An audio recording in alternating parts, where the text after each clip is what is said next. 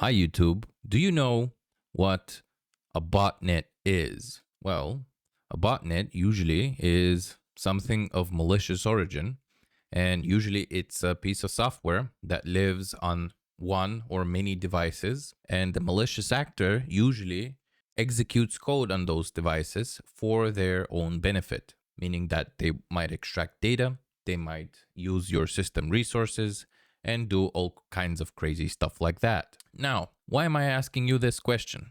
Answer pretty simple. I'm a Google Chrome user, unfortunately. And why do I keep using Google Chrome? Mostly just straight up out of habit because I have a lot of passwords stored with my Google account and I just never make the time to essentially transfer these to a proper password manager. For example, something like Vault Warden or Bitwarden or something like that. Okay, so essentially, Google Chrome, the wild statement here is that Google Chrome is a botnet. That is pretty clear.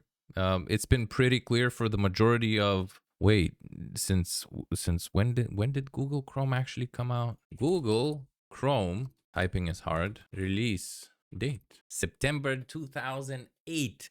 Bro, I've been using this thing. Hold up. I've been using this thing for nearly 20 years. I've been a Google Chrome user for nearly 20 years. 18 so far. Like Google Chrome can vote. This is how much data they've extracted from me with analytics and all kinds of crazy stuff, okay? Not from me only, they've extracted it from you because this is the most popular browser on the planet. The time has come that we might have to ditch Google Chrome because you might ignore the disturbing analytics and how they know literally everything about you and what your behaviors are and what your device fingerprints are, what you do with the browser, what sites you visit, what you look at even. You might be okay with all of this, but there is a line to be drawn. That line is the fact that Google Chrome apparently now has a built-in AI. And a lot of the internet, is very upset with Google about this because they didn't ask you if you want to download an extra 4 gigs onto your system and basically install an AI LLM model onto your system. We've known for a very long time that these companies like Google, like Microsoft, they do whatever they want whenever you install their software. You used to be able to buy the software and use it however you want and have rights over it, but things at some point shifted where even if you buy the software just straight up, they just license it out and you never own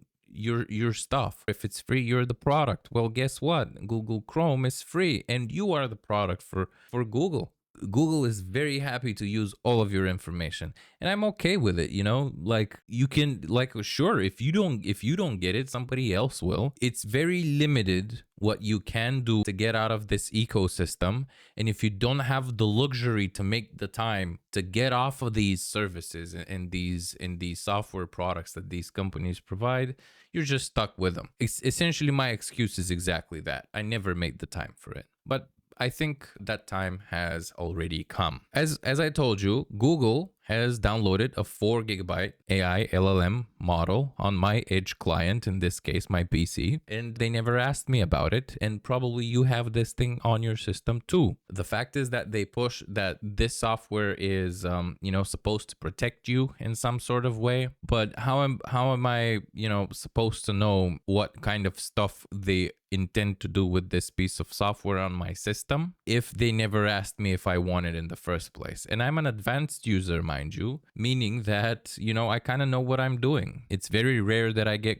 caught off guard by something. I don't want to say never because you just never know. So yeah, let's take a look at what they installed on my system and probably on yours. So first of all, we're going to go to my app data home directory on Windows because that's the OS I choose to use because I don't want to waste my time with something like Linux. Hello, waste my time. Anyways, and then we're going to go into local, and then we're going to go into this directory. By the way, this full path is your user directory for your account, and then you go into app data, and then you go into local. This is on Windows. And then we go into Google, then we go into Chrome, user data. And now we should have this directory over here called opt guide on device model is the one we're looking at. And then there's a directory named with some, this is basically a directory naming a version, possible release date of this, or rather a build date for this. And when we go in there, we first of all, we saw that this directory is 3.97 gigs on disk. That's not okay, Google. That shit ain't cool, bro. That shit ain't cool. And here we have the model. It's a weights.bin. If let's actually take a look at the manifest. The manifest is v3 nano of Google's Gemini model, I think it is.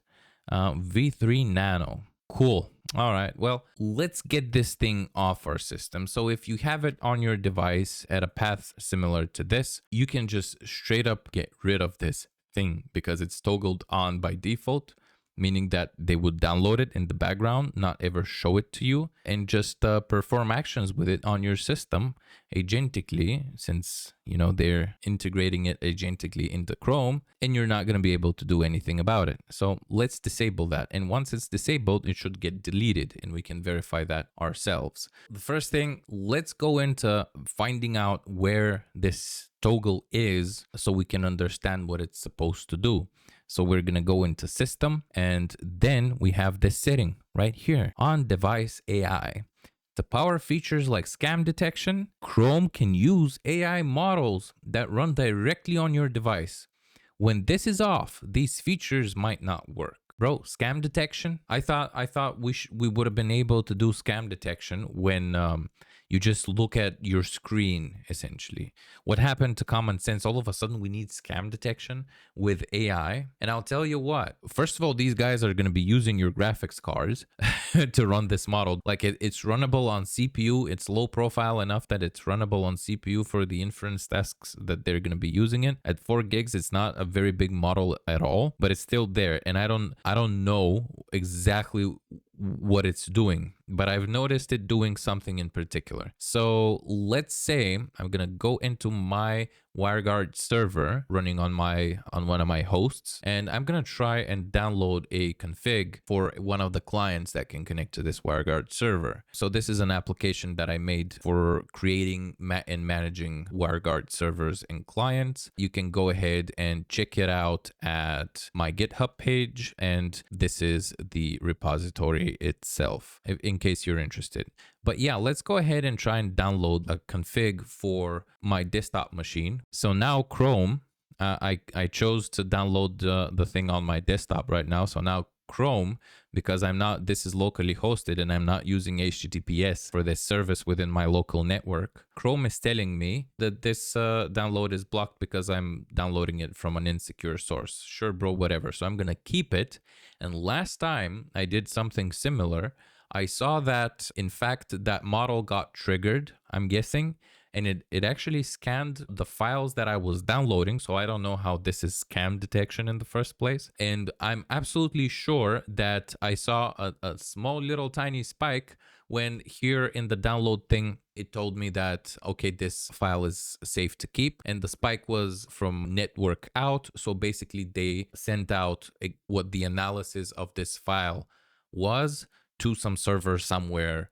Apparently this thing is done, and the download didn't get scanned. It showed me a little whirly thing, spinny thingy right here. But maybe because the file is so small, maybe the analysis was that quick, so we didn't even get to see it. But I've seen that happen, especially for bigger files. Like last thing I downloaded was a model for Comfy UI, trying to experiment with some stuff. And I just straight up saw that it spent like a minute scanning the file itself, and, you know, then just sending that transient spike out to some server somewhere with a report of what I was downloading. Great scam detection, bro. Like, thanks for scanning my system. I really appreciate it. So let's just straight up go and download this thing and just disable this thing, because I really don't like what Google is doing here. And I'm actually just considering straight up switching to a different browser, maybe Brave. Brave looks nice. I don't know, just by default, I don't know. Just disable this thing. And with disabling this thing, now we should no longer see the model files in here. Thank God. But, you know, the data collection is still there. So, you know, Now, if I go into this folder, opt guide on device model, Windows blows up because it no longer sees that directory, which is a good thing. This is a great thing, actually. So let's go to user data and then Google. Oh no, this is already in Google. This is user data, right? Okay, and we no longer see this directory in the list. So, just get rid of that. Give Google the finger because this is not okay. Nobody should be okay with it. I don't think that your grandma even should be okay with Google downloading stuff on her device. And yeah, Google definitely not botnet behavior there. I don't know. I don't know how this is helping me exactly. And, let's learn more about on device AI. Maybe they have a really good explanation. Help out with writing or rephrasing text. Okay. Warn about scams. Summarize web pages. Organize my tabs. Organize my tabs. So how is it gonna, can I tell it somehow how to organize my tabs? Manage generative AI models on your device. To manage on-device generative AI models on your computer, open Chrome, case system, turn on device AI or off. They suggest that the or off just basically wipes their ass in this situation because otherwise it would be implied that it's off by default. And I don't want the on-device models because Microsoft's gonna shove an on-device model up mine very soon, I imagine, even though I disabled it. Google's gonna shove theirs up mine. Basically, you're getting gang banged by these companies essentially. Just shoving. Okay, let's keep it civilized. Just shoving stuff on your system, right, for their own purposes. And if you tell me how can I use this model to organize my tabs, because I've never seen an option inside of Chrome, organize my tabs, brother. No, there's no option for that. Maybe it's coming in the future, but until then, they might be scanning your system and that kind of shit.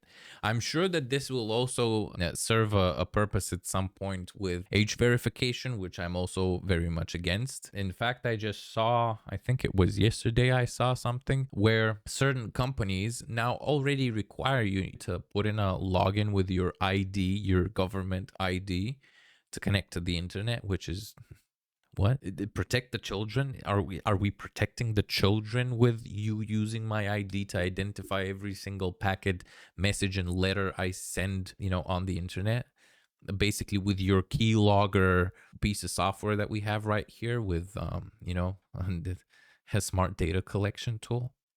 Very, very cool, very cool stuff. Definitely not a botnet.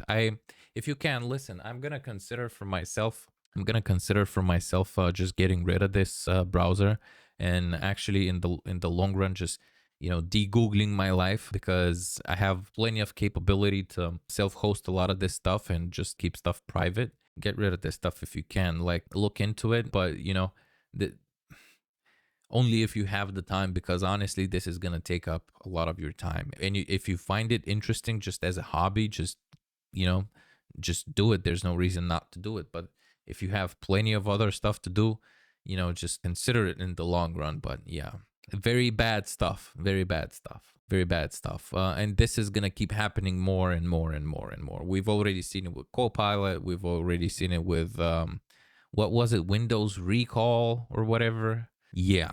By the way, do you guys remember how nice Windows 7 used to be?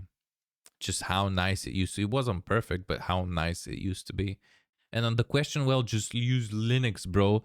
Yeah, just use Linux. Like I'm actually an IT professional for over, I don't know what is it now, 13, maybe I'm approaching 14 years or something, I don't know. But yeah, like I know my stuff, okay? But just use Linux, bro.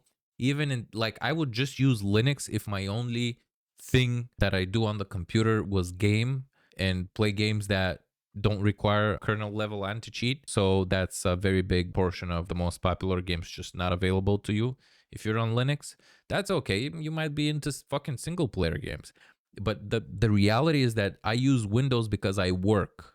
Okay. And I use these mainstream products because they're convenient and they allow me to work. And if you tell me, well, okay, you can use Linux to work, and I'm like, yeah, but a Linux desktop environment is just nonstop fighting with the system itself. It's not convenient to work. I don't know how to explain this. I've been working on Linux for a very substantial amount of time. I I love Linux for server, for development, for that kind of stuff. But when it comes to a desktop environment, and when it comes to these less mainstream tools, the slightest amount of friction I don't have time for. I just want to be focused on my goals and what I want to do. And this is what most normal people actually do and how they behave. And this is why these companies allow themselves to shove their keep it civilized up your system. If you liked the video, like it, subscribe. If you didn't like it, dislike it, and unsubscribe. Live long and prosper. Peace.